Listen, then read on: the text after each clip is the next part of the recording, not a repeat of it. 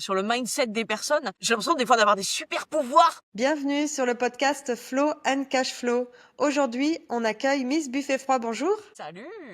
La première question que je voudrais te poser aujourd'hui, c'est quand tu regardes dans ton rétro, que ce soit récent ou un peu moins récent, perso ou pro, qu'est-ce qui t'a amené une grande fierté? Qu'est-ce qui m'a amené une grande fierté? Alors je pense que c'est tous les gens que j'ai réussi à faire switcher sur leur regard à eux-mêmes. Puisqu'en fait moi je suis photographe depuis alors photographe plus, je pense qu'on aura l'occasion d'en parler. Mais vraiment avoir des gens où tu sens que ils peuvent enfin s'autoriser à être eux-mêmes. Ils ont enfin lâché prise sur plein de trucs, tu sais. J'appelle ça le hamster qui tourne dans la roue, tu sais. Vraiment, c'est ces petites voix qui nous pourrissent la vie.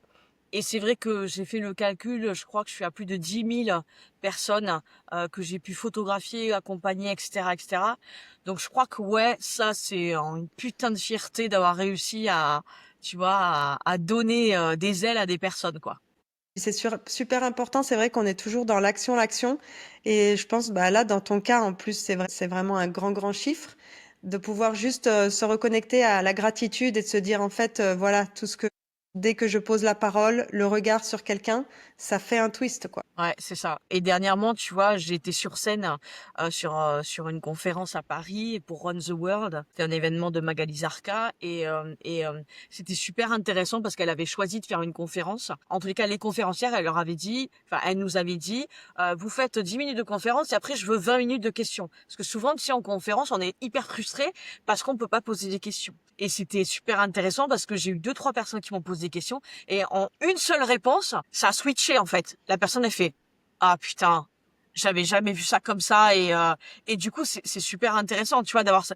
J'ai l'impression des fois d'avoir des super pouvoirs, tu vois, sur le mindset des personnes parce que des fois on est tellement rivé sur une façon de voir les choses qu'on a du mal à s'extirper et de prendre du recul. Et c'est aussi ça le travail d'un photographe, hein. C'est-à-dire que tu as une problématique, tu as un sujet et tu as plein de façons de le photographier, tu vois.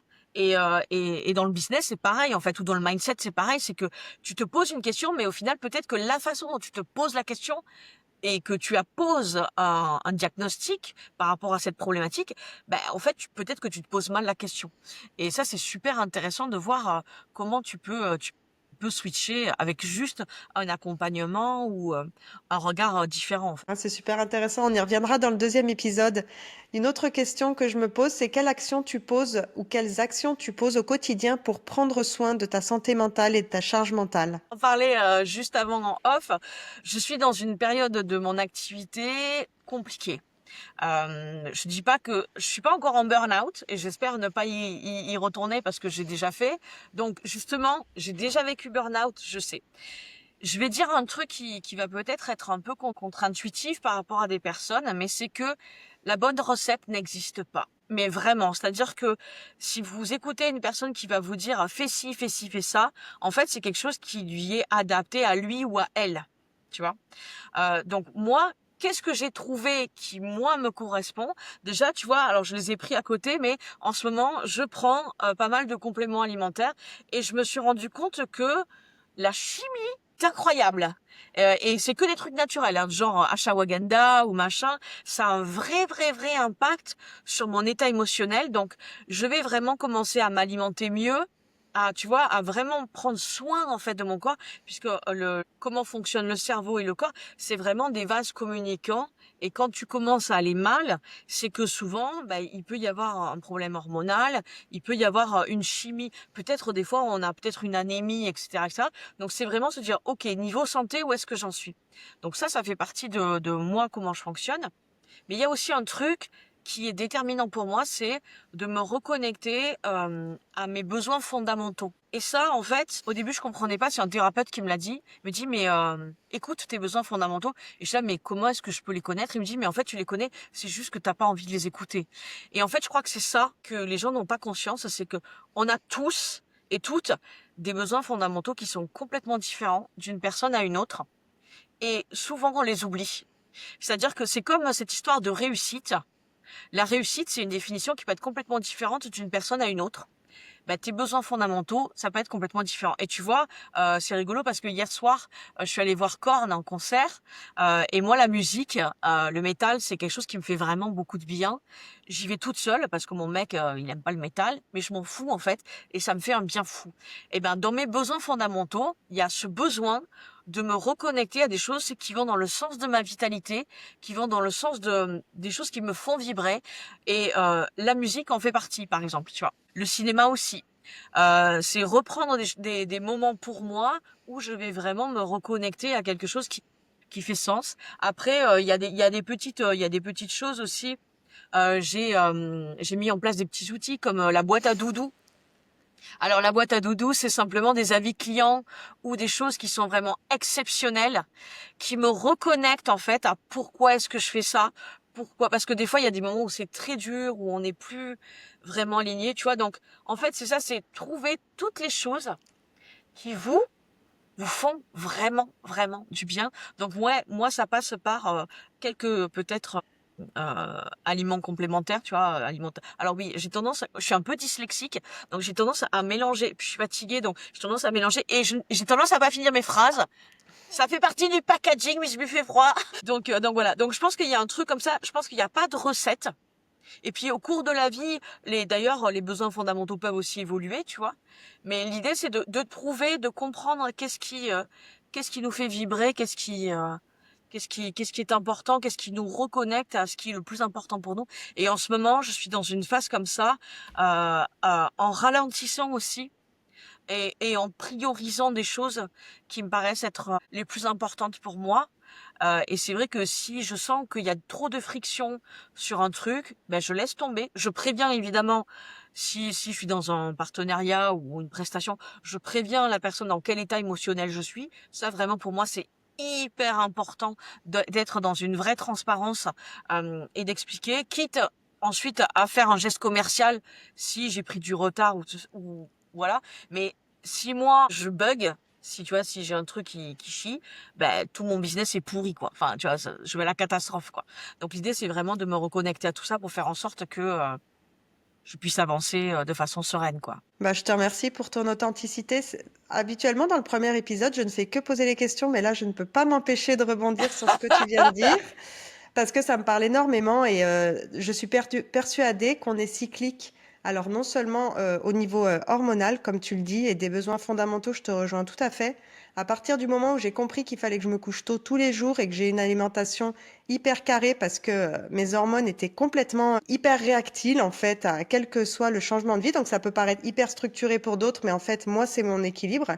Et à partir du moment où j'ai compris ça, bah, en fait, ça, j'étais beaucoup mieux. Et au niveau des cycles hormonaux des femmes, je sais pas quel âge t'as, mais moi, par exemple, je viens d'avoir 40 ans et je sens que hormonalement, la préménopause commence déjà à se faire. En fait, c'est déjà les hormones qui commencent à travailler et du coup, ces états émotionnels, ils sont aussi un peu en dehors de nous. Et du coup, c'est un gros travail, je trouve, d'acceptation. On a l'habitude d'être des superwomen, mais d'acceptation de tout. Et il y a des périodes dans notre vie, moi je sais que personnellement, il y a des périodes où j'avais un gros nettoyage émotionnel à faire, que ce soit transgénérationnel, des blessures, peu importe, mais côté psychologique, et j'étais complètement assaillie.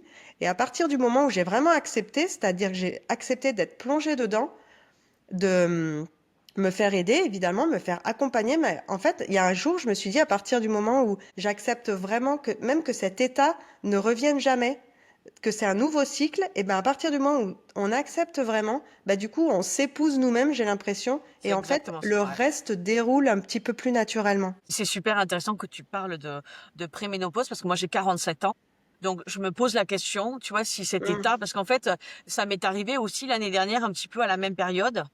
Et j'étais allée voir ma généraliste, on a fait une prise de sang, elle m'a dit non, c'est pas du tout ça. Je suis Mm. là, putain, mais qu'est-ce que c'est que ce bordel? Et c'est vrai que cette année, tu vois, et par contre, c'est cyclique parce que, tu vois, j'y avais pas pensé, mais l'année dernière, à la même période, c'était pareil. Donc, est-ce que c'est parce qu'il commence à faire chaud et que j'ai énormément de mal avec la chaleur et que mon corps et que, tu vois, que je rentre dans un truc, j'en sais rien.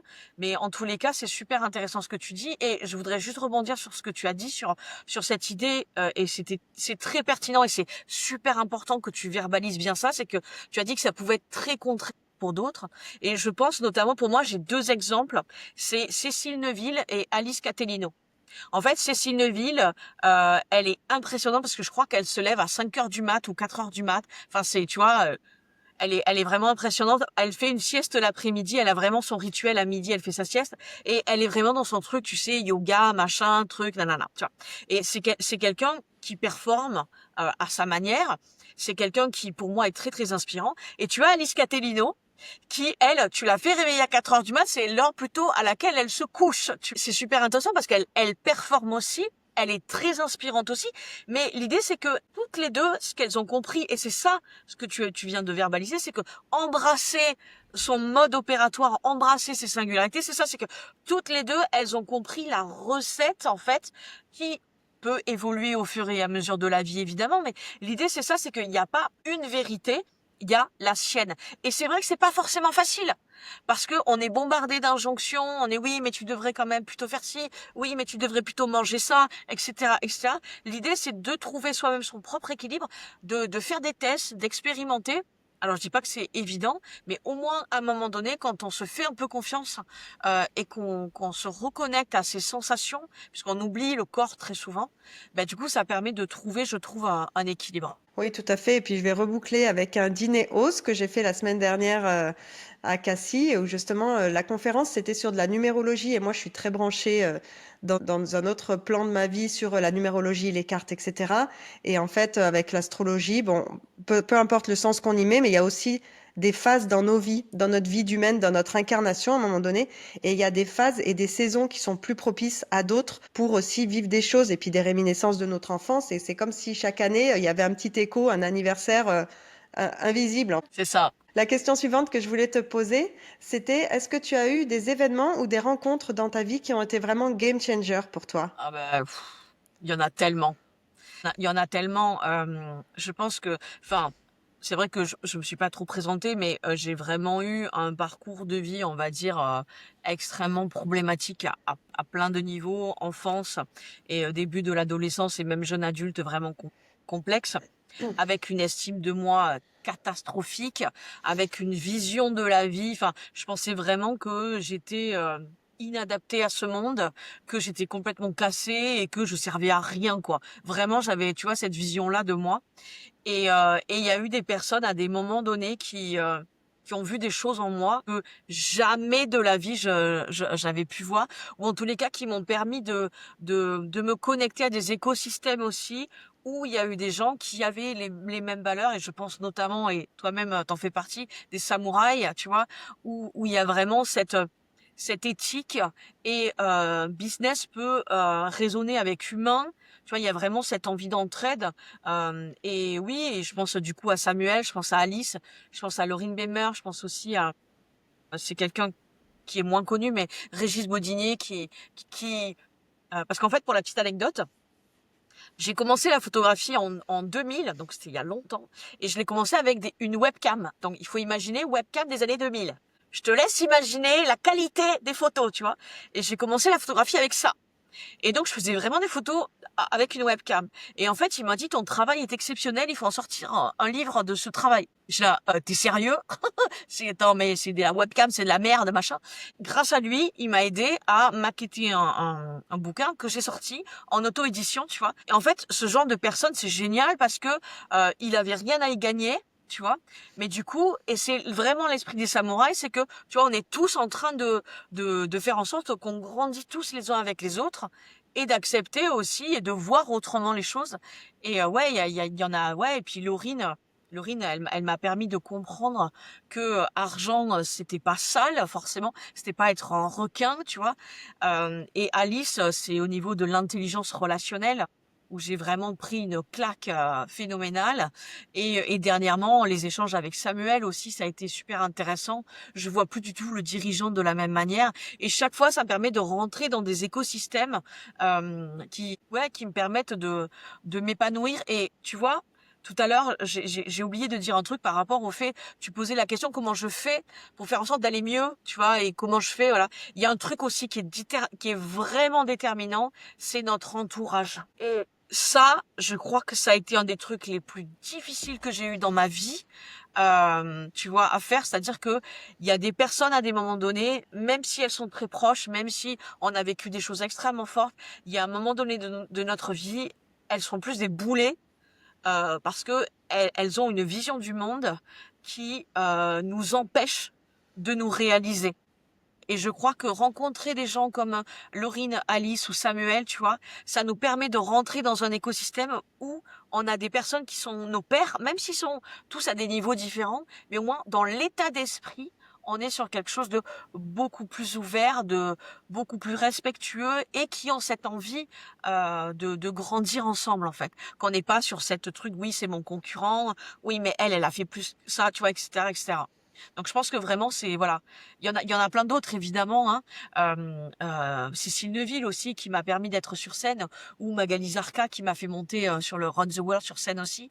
Il y en a plein et c'est ça qui est chouette, c'est que pourtant je suis quelqu'un qui à la base je suis pas très à l'aise avec tu sais les conventions sociales, avec le fait de voilà ben, parce que j'ai un vécu qui fait que voilà je me suis pas forcément toujours sentie à ma place, mais il y a vraiment des pépites et c'est pour ça que aller dans des after-work et s'il y a un after-work qui ne vous convient, si vous dans les configurations des gens ça ne vous convient pas, allez voir ailleurs, testez des choses et vous allez forcément à un moment donné trouver un écosystème qui vous correspond et vous allez pouvoir grandir avec d'autres personnes. Bah, du coup, ça s'enchaîne parfaitement avec ma question suivante. C'était justement quelles actions tu poses pour avoir une vie alignée? Est-ce que ce serait ça, toi, la première action que tu as à conseiller, de nettoyer un petit peu, de purifier son entourage?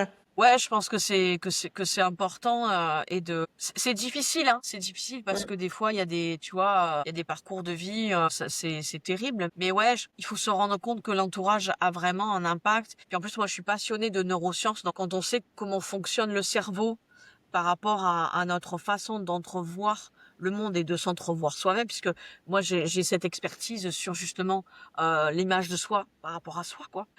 On voit que la plupart du temps, 98% du temps, et des réflexions de l'entourage, c'est l'incompréhension de l'entourage, c'est ce qui nous entoure qui fait que on a intégré ces choses-là comme étant des vérités absolues.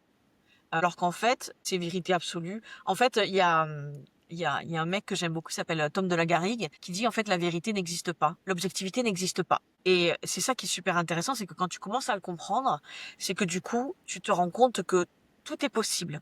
Et la neuroplasticité, en fait, c'est vraiment, moi j'aime bien prendre cet exemple-là en disant, notre cerveau, c'est comme une jungle luxuriante. Et quand on va lui créer une action, en fait, on crée un cheminement neuronal.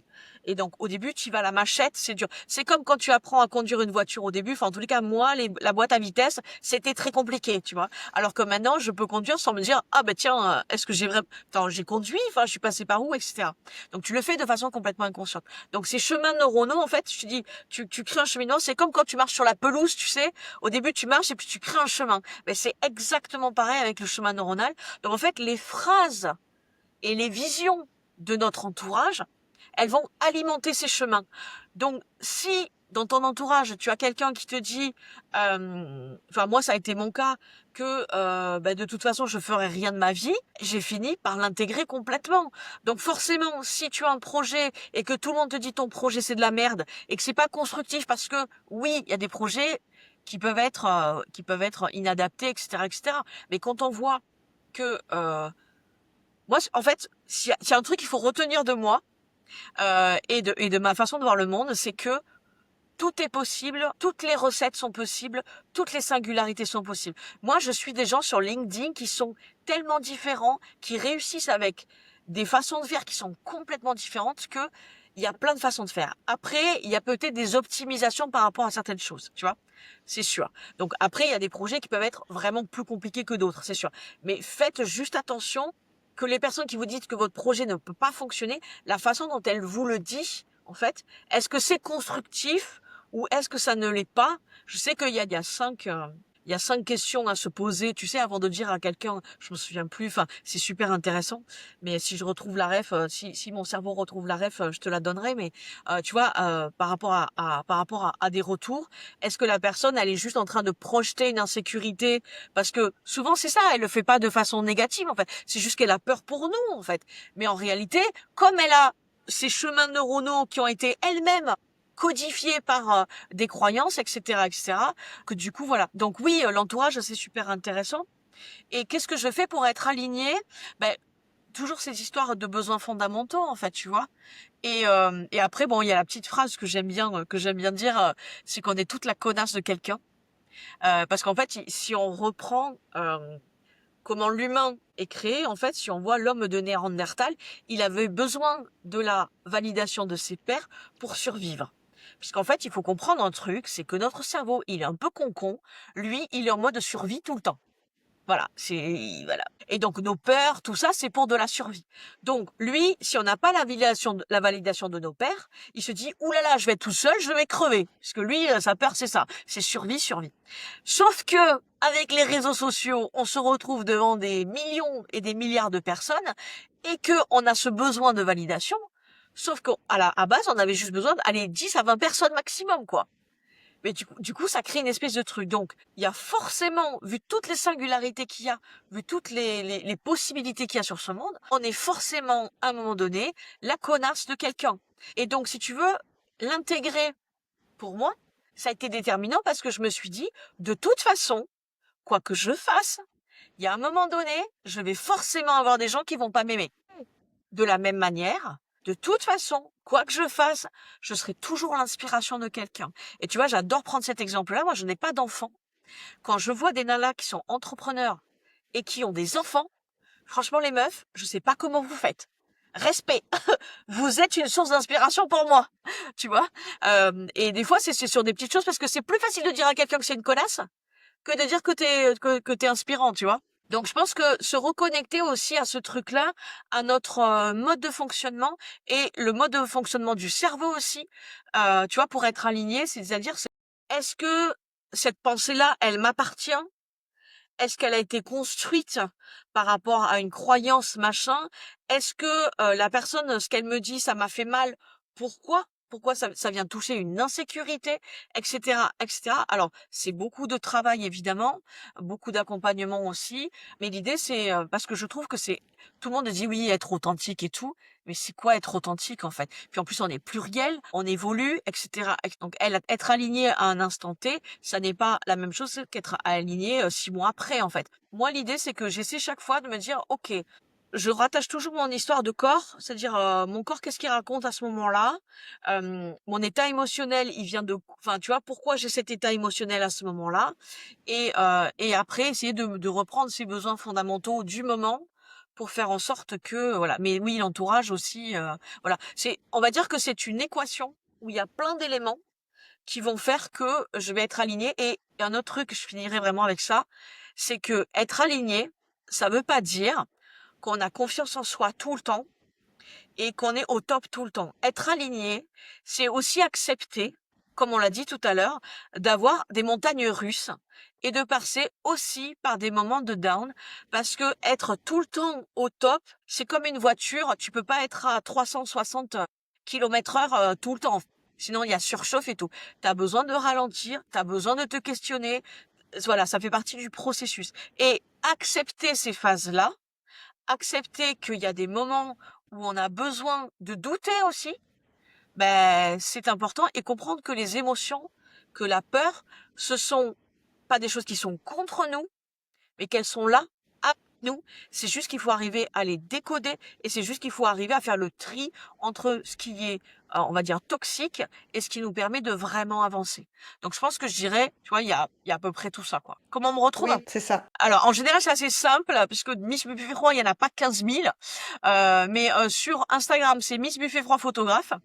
Et sur LinkedIn, vous tapez Miss Buffet Froid, vous me retrouvez. Sinon, sur Google, vous mettez Miss Buffet Froid et je suis, voilà. Il y en a pas deux. Bon, bah, t'es bien référencé. Bravo. Si tu as aimé cet épisode, tu peux laisser 5 étoiles sur Apple Podcast ou Spotify. Et bien sûr, partage-le à quelqu'un qui pourrait en avoir besoin. Tu peux me taguer et laisser un commentaire. J'adore avoir ton feedback. Ça m'aide à grandir et à proposer des épisodes qui te ressemblent. Belle journée!